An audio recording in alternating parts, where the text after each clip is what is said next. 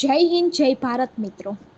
હવે તમે ઘરે બેઠા તમારી પ્રોપર્ટીનું રજિસ્ટ્રેશન છે એ કરાવી શકશો. નવું પ્રોપર્ટી રજિસ્ટ્રેશન બિલ 2025 જે છે એ ટૂંક સમયની અંદર આવી જશે. હવે પ્રોપર્ટી રજિસ્ટ્રેશન માટે આપણા દેશની અંદર 1908નો રજિસ્ટ્રેશન એક્ટ છે એ ઘણા લાંબા સમયથી ચાલી રહ્યો છે અને કેન્દ્ર સરકાર 117 વર્ષ જૂનો આ કાયદો છે એને ફેરફાર કરવાની તૈયારી કરી રહી છે.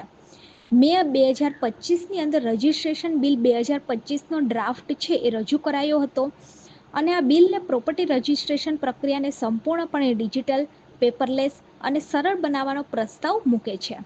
સરકાર ઈચ્છે છે કે આ પ્રક્રિયામાં સામાન્ય લોકો સરળ અને અનુકૂળ બને અને સરકારે જનતાને અપીલ કરી છે કે 25 જૂન 2025 સુધી તે તેમના સૂચનો છે એ પણ મોકલી શકશે. હવે પ્રોપર્ટી રજિસ્ટ્રેશન બિલ 2025નો જે કાયદો છે અથવા તો જે ડ્રાફ્ટ છે એ સરકારે વેબસાઇટ ઉપર મૂકેલું છે.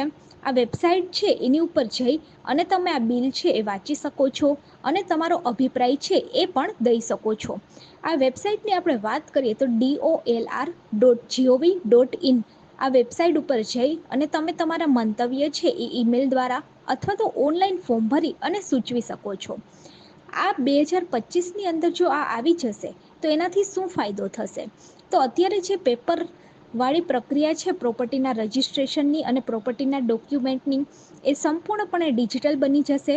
બધા જ ડોક્યુમેન્ટ જેવી રીતે વિદ્યાર્થીઓ માટે ડિજીલોકર આવ્યું છે, ડોક્યુમેન્ટ્સ માટે ડિજીલોકર આવ્યું છે, એવી જ રીતે આના માટે પણ કંઈ ડિજિટલી આવશે અને બધા જ તમારા ડોક્યુમેન્ટ ડિજિટલે તમે સુનિશ્ચિત સાચવી શકશો.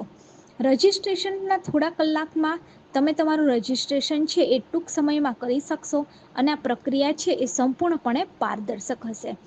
આની અંદર આપણે જોઈએ કે ટૂંક સમયની અંદર આ બિલ આવી જશે, ત્યારબાદ તમારે તમારું પ્રોપર્ટીનું જે રજિસ્ટ્રેશન છે એ ઓનલાઈન કેવી રીતે કરવું આવશે. તો જો વિડીયો સારો લાગે તો વિડીયોને લાઈક કરી દેજો અને ગવર્મેન્ટ સાથી ચેનલને સબસ્ક્રાઈબ